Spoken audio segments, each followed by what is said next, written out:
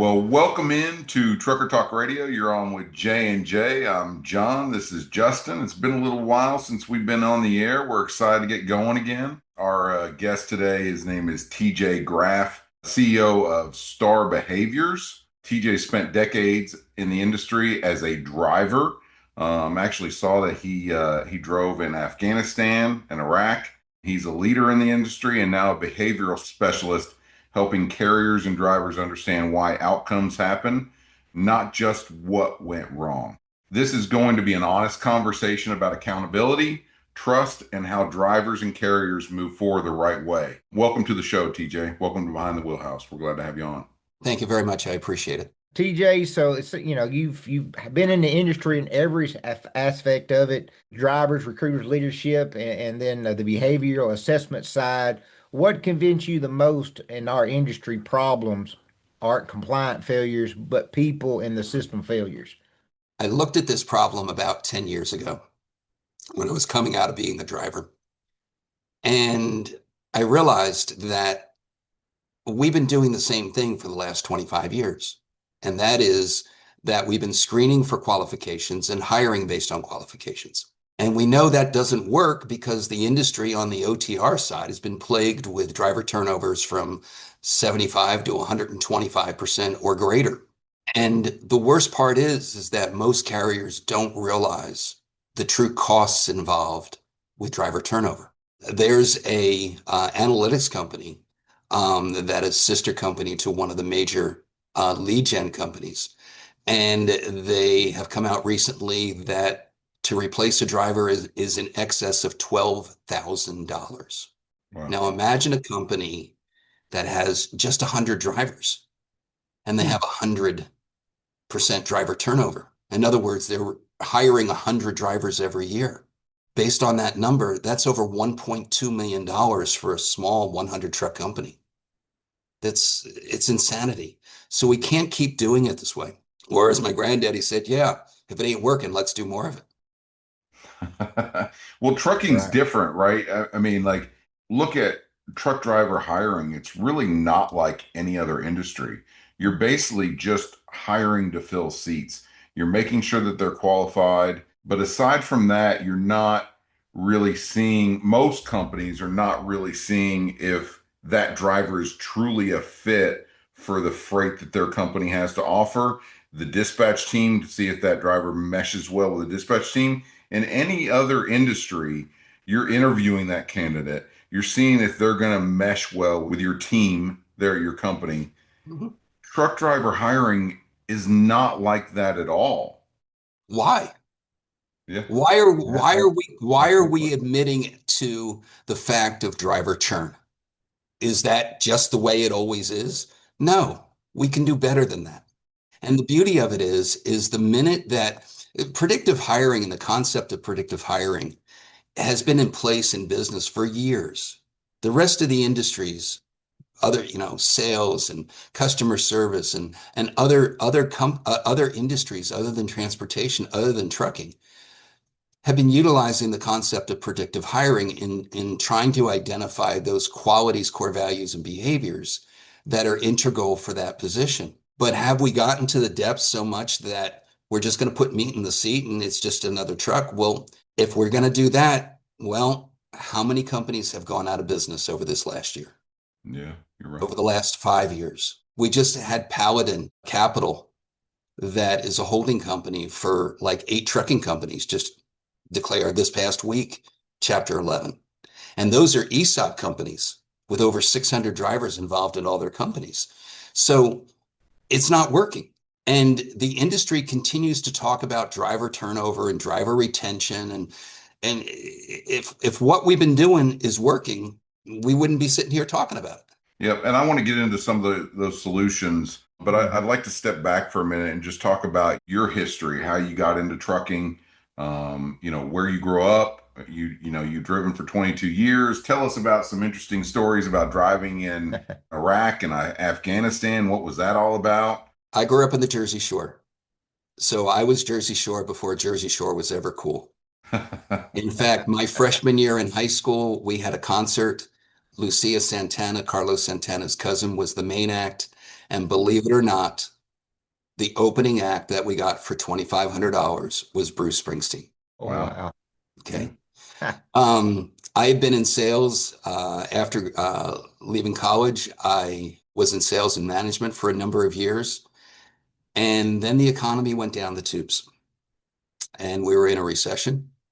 And I always wanted to learn how to drive a truck. So I, in fact, reached out to a very, very good close family friend, Mr. Sam Cunningham, who was at that time the director of the New Jersey Motor Trucking Association. And he had worked with my dad in New Jersey State Police. And I met with Sam and we spent an hour talking about trucking. He introduced me to a local truck driving company. And 2 months later, I was in truck driving school. And a month later, I was on the road starting my career. And it was the best decision that I've ever made in my life. And I didn't know it back then, but I ended up being well suited for the industry. I drove for 22 years. And in fact, my first 12 years, I was with a total of 3 companies. That's unheard of nowadays. Yeah. Yeah, for sure. 2 companies for more than 5 years each. Just a good fit. And I did well. I trained new drivers like myself coming out of truck driving school. I sat on safety review committee for those 2 carriers, determining whether accidents were preventable or non-preventable. I was part of the recruiting team for those companies. And then in 2001, I was Fleet Driver of the Year for Martin Transport out of Mondovi, Wisconsin. Very Wow. nice. In 2004, I had the opportunity to work for Kellogg Brown and Root, who served in several locations in Iraq. My second tour was in Afghanistan. And in Iraq, we ran supply missions for the military. So we were running from camp to camp and we were having people trying to kill us. The That had to be camaraderie interesting. that was Wow. built there was That's incredible. intense. Right. We couldn't figure out why the insurgents were trying to kill us because none of them were our ex-wives. I like that. And then I came back to driving for a period of time and then had an opportunity to start driver recruiting for a third-party recruiting agency. And in 2014, the concept of predictive hiring was introduced to me and the light bulb turned on. And in fact, it was kind of funny. The company that I was speaking with, they had a series of assessments. So I took their assessment for truck driver and I scored a 4 out of 5 stars on their assessment for driver. I took their assessment for sales and management and I scored a 5 star. And then I took their assessment for operations. And the reason why I took their assessment for operations was my second tour in Iraq. I originally went over as a convoy driver running supply missions. I then became a convoy commander leading a team of drivers working with the military running supply missions. And then KBR came up with a brilliant idea. TJ understands computers. He gets along great with the drivers. He understands logistics, gets along great with the military. Let's put him in operations. I sucked at it. I was lousy at it. I couldn't stand it. I hated the job. The drivers hated me so much. They were ready to throw me under a truck or hand me over to the insurgents. What was it that you sucked at? What was it that you struggled with? Everything. And I'll explain in a moment. Okay. So that was 2007. We fast forward to 2014, and here I am introduced to behavioral assessments for specific jobs. So I take the behavioral assessment for operations manager, and I score a 2-star, which is a non-passing score. Now it all made sense. No wonder I failed in the position over in Iraq. I'm not well suited for that position. I don't have those qualities, core values, and behaviors that are integral to be a top performer in operations. Operations is down on the ground with the boots. My thought process and the way that I operate, I'm at the 30,000 foot level. Equate it to the military, it's like having a colonel and a sergeant major. The colonel sets the tone, the sergeant major makes the trains run on time. That's the difference. And they're both needed. They're both integral to the success of the organization. The same thing is true for truck driving. If we place drivers that aren't well suited to be truck drivers, we're going to have exactly what we've had for the last 25 years, a constant churn and a perception that there's a shortage of drivers in the industry simply because we're churning through people so much. Well, and it's not just they may not be suited for truck drivers. You even break it down further than that. They may not just be suited for that company. Yeah, correct. There's no relationship before they start. It's like, hey, you're a truck driver. You can get in this seat. We'll run you until you make us some money. And if you're unhappy, then we just go on. But there's no making sure that the puzzle pieces fit together for the driver or the carrier. They just are so worried about finding another driver or having a job to go to, they don't take the due diligence to make sure, hey, this is a good fit where I can stay multiple years. That's the way they look at it. 6 months. If we can get to 6 months, hey, it's great for everybody. And then, and that just doesn't work, not long term. So, what are some of the behavioral indicators that traditional truck driver hiring and compliance checks, what do they miss? Well, if we're screening for qualifications, we were screening for, okay, the driver has 1 year of experience, check. Has no more than 2 tickets, check. Has no more than 2 accidents, check. Their DUI was more than 5 years ago, check. And their felony was more than 7 years ago, and it wasn't a drug charge or a sex charge, check. If everything checks out, we offer you a job. Probably the easiest way to understand this is what predictive hiring and what we do at Star Behaviors is that we're able to identify drivers that are more like Tom Brady and less like Johnny Manziel. Good analogy. They both can throw a football, they can run, they can jump, they can read the defenses, everything. But one player you want on your team 2 weeks ago, and the other player you probably wouldn't let them babysit your dog. And it's the same thing with the driver. They may be able to drive the wheels off the truck and do everything. I mean, back it in and the whole 9 yards. But if they're rough and abusive and non-compliant with law enforcement, or if they walk into a shipper's office and they're wearing they haven't been showered and ungroomed and they have a mustard stained t-shirt, is that the image that a carrier wants to present to the customer? Of course not. So very basically, through predictive hiring and as an example, the STAR Behaviors behavioral assessment for truck drivers, we're able to identify those qualities, core values, and behaviors that are integral. And so very basically, it breaks down to a number of different categories, but one is in reference to safety. Another is in reference to customer service. Another is in reference to teamwork. And another one is in reference to personal appearance and hygiene and health. They're all integral and part of a successful top performing truck driver. For your behavioral process, what goes into it? Do you have one-on-one phone calls your team do with these drivers to assess, or is there like a test with questionnaires that they do? How do you approach that part of it? Very basically and very easily, what we've developed for the carrier is a very easy process that the drivers truly embrace. So we develop a customized landing page for the trucking company. And on that landing page, we'll give a number of bullet points showcasing what the carrier offers.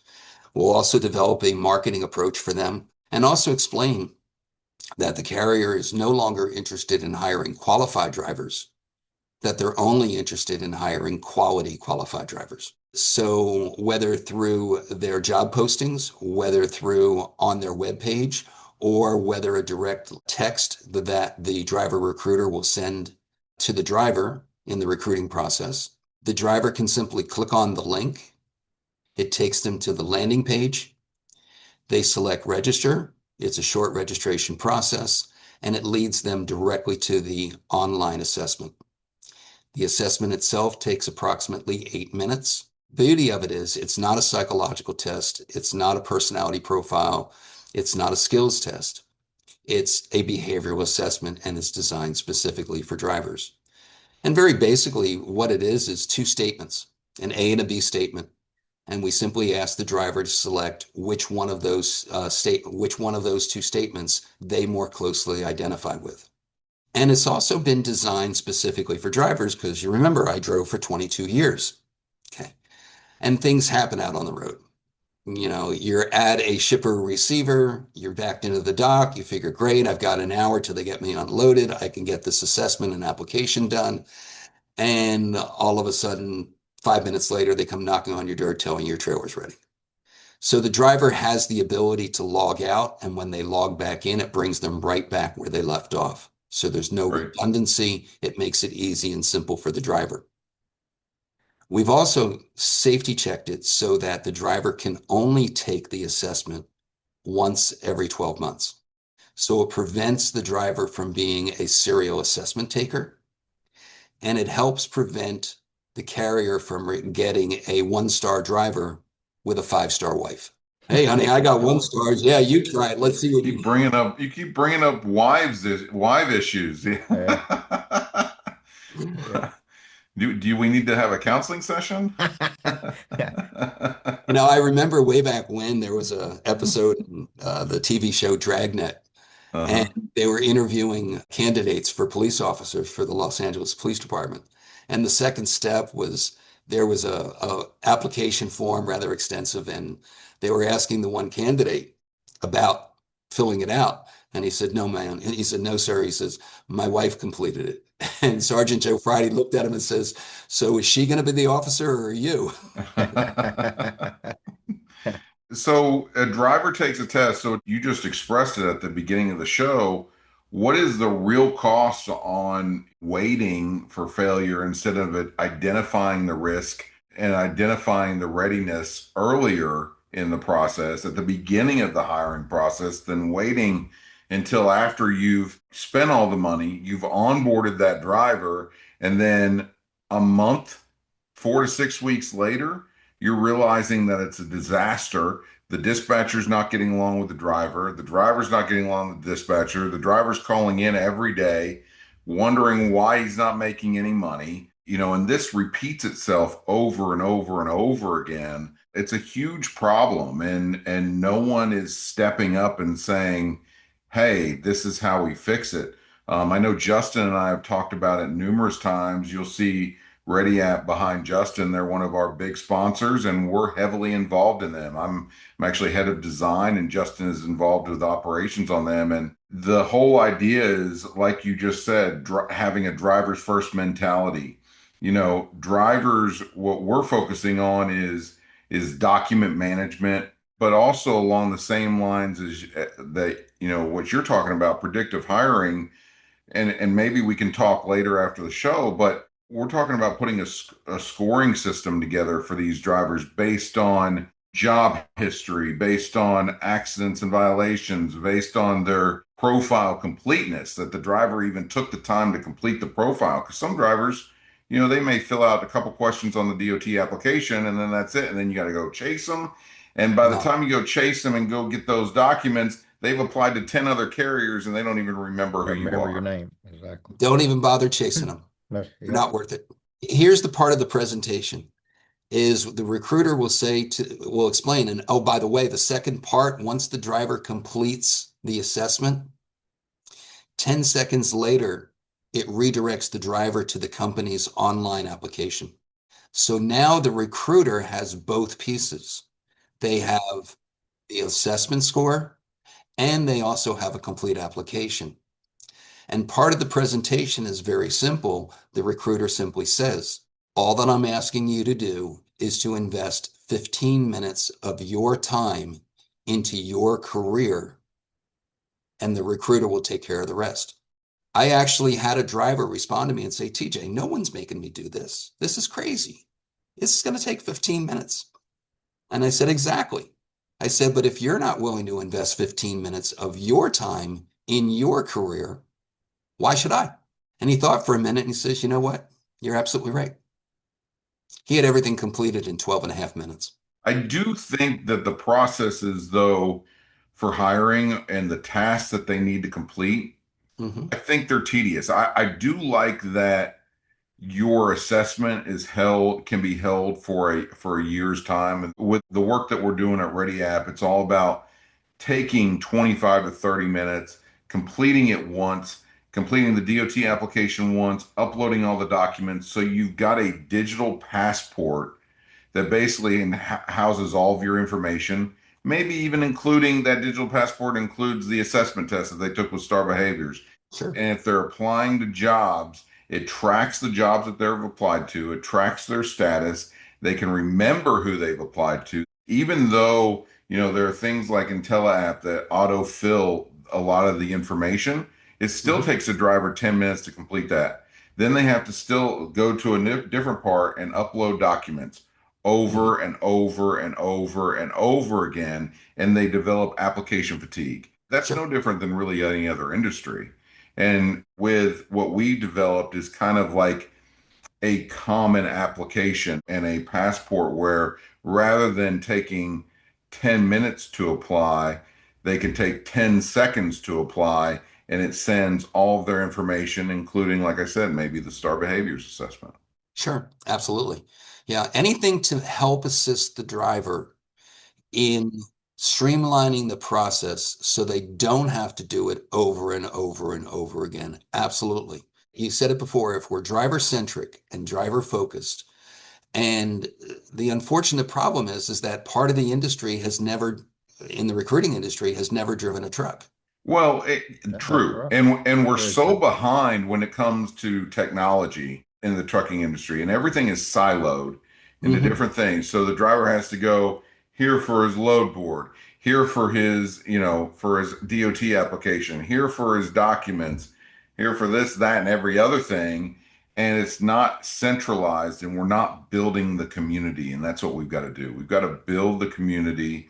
We got to make it simpler for drivers. And then if we make it simpler for drivers, that will then help those carriers and that will then help those recruiters. And you're not chasing documents anymore. And you're able to build a relationship. And too many times we talk to carriers all the time. They're trying to recruit these drivers, and even they're trying to get information, and their processors are calling their drivers at 8:30 in the morning on Monday, Tuesday, and Wednesday, and then they push them to the side. I talk to these presidents and vice presidents of these trucking companies, and I'm saying, if you were going after a customer, if you were going after Publix, Hmm. and you got the prospect, you got them on LinkedIn, you know who to contact, are you going to call them Monday, Tuesday, Wednesday at 8:30 in the morning and then throw them to the side? Of course No. not. You're going to switch it up. You're going to text him. That driver may be sleeping at 8:30 in the morning. He may be delivering a load, and he can't talk to you right then. We don't treat these drivers like customers, and No, it's no, it's not at it's a all. problem. Well, No. what people forget about too about truck drivers is we all have an office. We all have a desk. We have everything we need organized in a folder on our computer. Drivers have nothing. And that's what we're trying to do at Ready App. They have no way to be organized except a big old pouch folder in the side of their door that they can't get to. And then when they are able to work on stuff, the recruiter's off the clock. It's 5, 6, 7, 8 o'clock at night.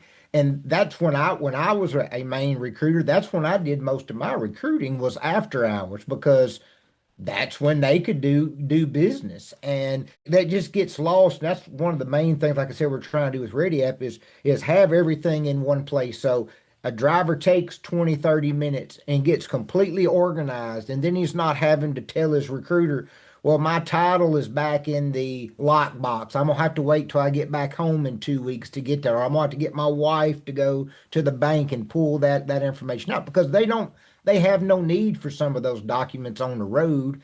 And a lot of times these drivers, as you said earlier, they're sitting at a delivery, they're sitting at the truck stop waiting. That's when they get to thinking, okay, well, I want to look for a job, or, let me see what's out there. And then this way they can be more prepared. So hopefully with things like what you have as well, the more that they can be organized and more they can hand documents quickly and efficiently to a carrier, it then allows you to get hired in a 5 to 6 day, 10 day at the worst. That helps that relationship in the very beginning, especially between the driver and the dispatcher. Because me and John both have been with some companies that take over a month to get hired. I'm a huge movie buff and a huge NFL fan. And we think of the great ones. And this actually goes back to the movie Draft Day with Kevin Costner. But you think of the Love that great movie. ones. You, Love it. you think of, you think of Mahomes, you think of Brady, you think of Joe Montana. The great ones had the incredible ability to slow it down, to slow the clock down. And if we slow the clock down in the beginning, and get everything together.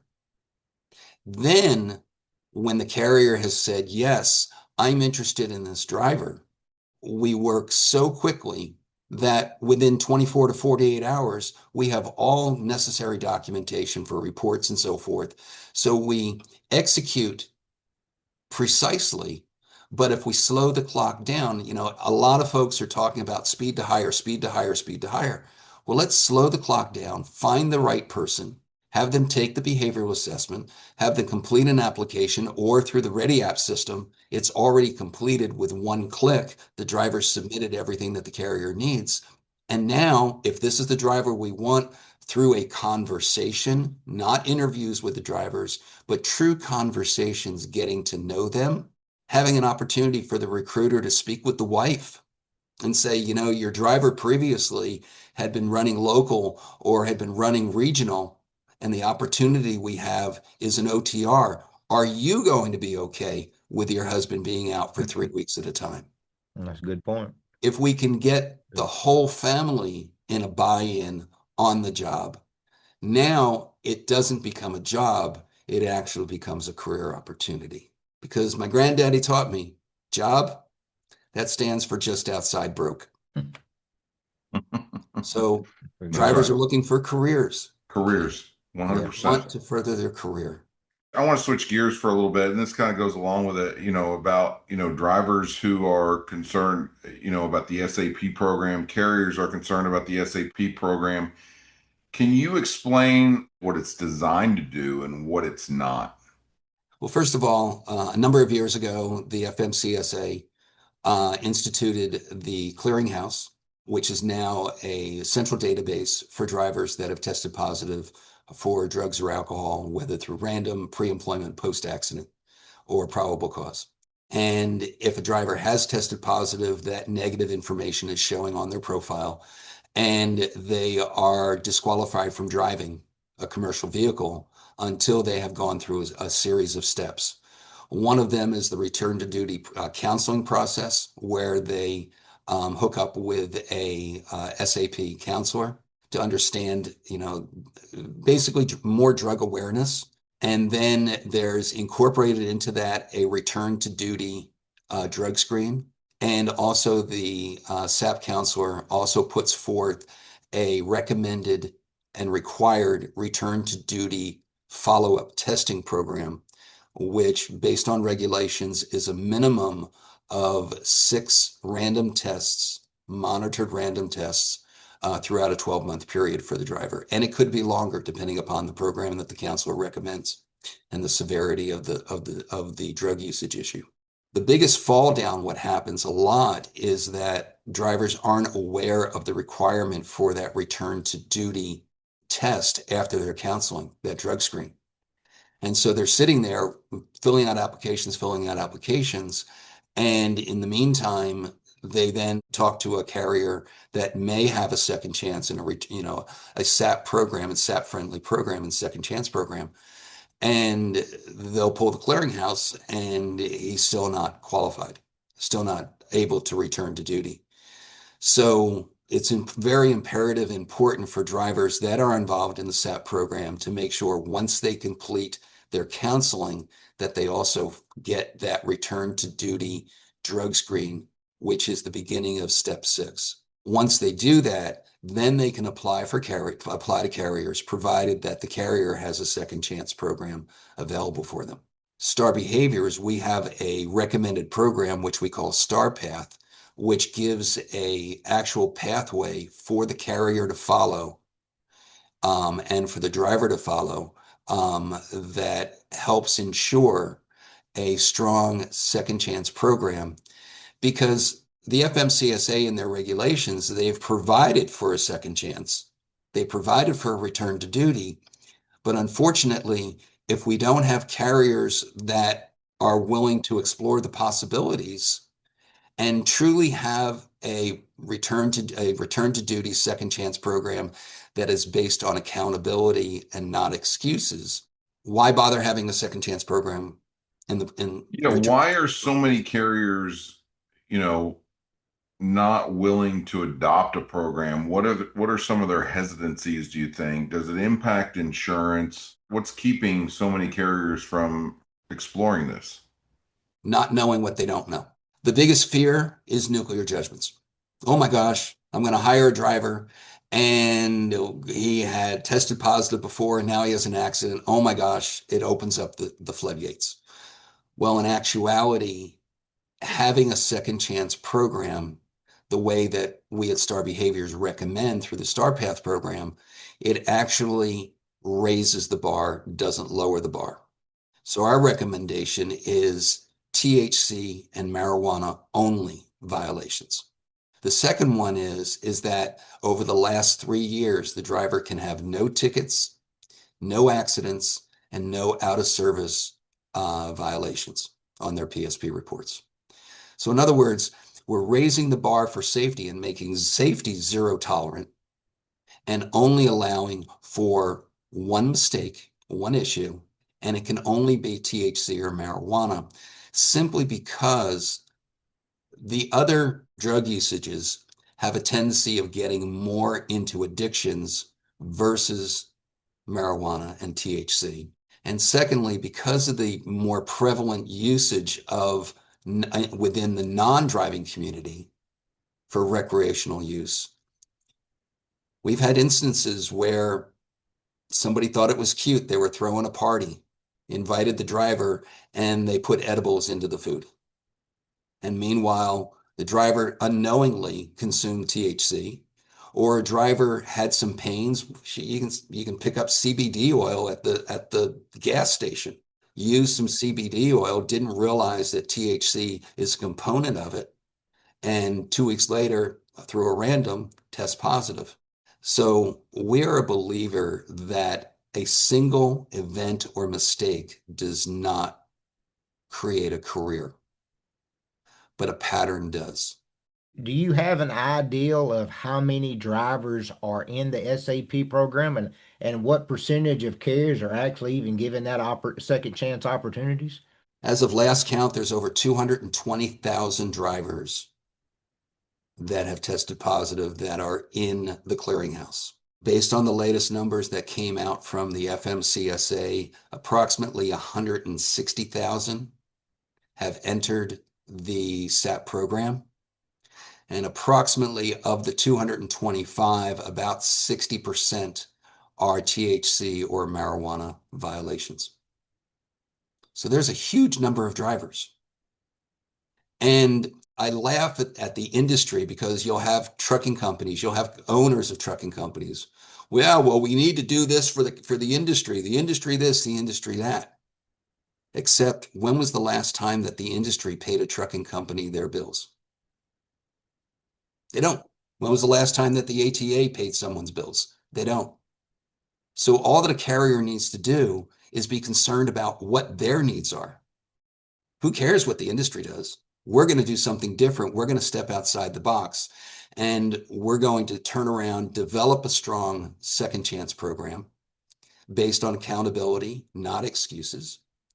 And the biggest part is having the recruiters, or I have another division which has the ability of doing the actual recruiting for these second chance drivers in regards to knowing how to identify that accountability. So as an example, I'm doing some work for a carrier out of Minnesota.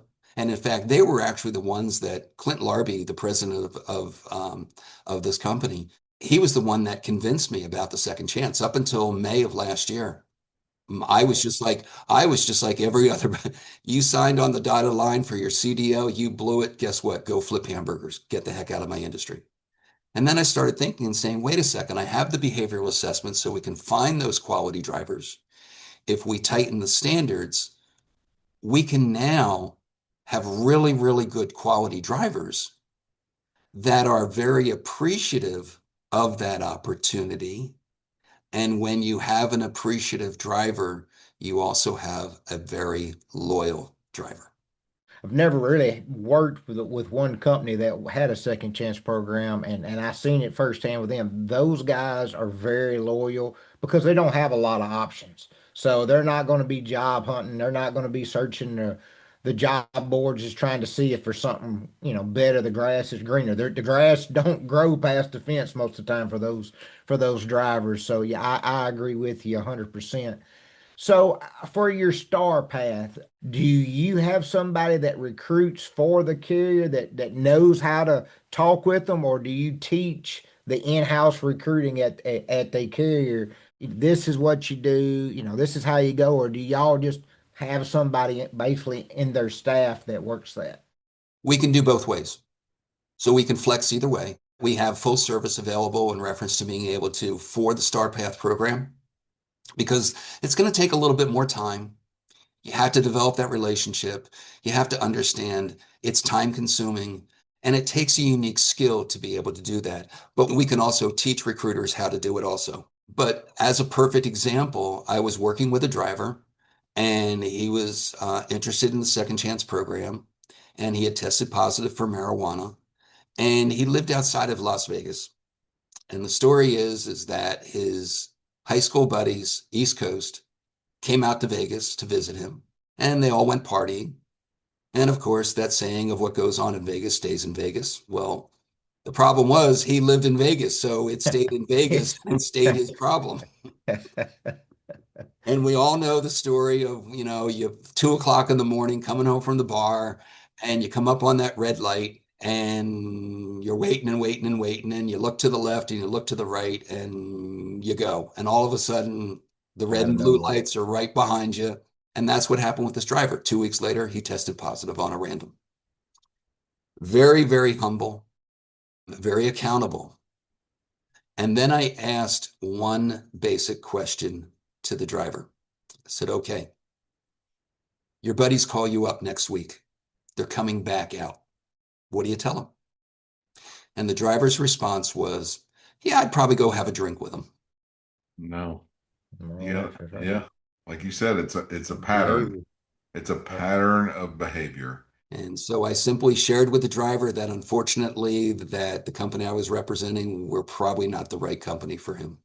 Well, we appreciate you coming on. I just want to say before we close out here, I was very impressed by your LinkedIn. Very impressed by what Justin said about you. You're thinking outside the box. Before we sign off, how can people find you, look you up in case there's a driver or a carrier that's looking for some behavior information? Very easily at starbehaviors.com. Let me move a little bit to the side. There we go.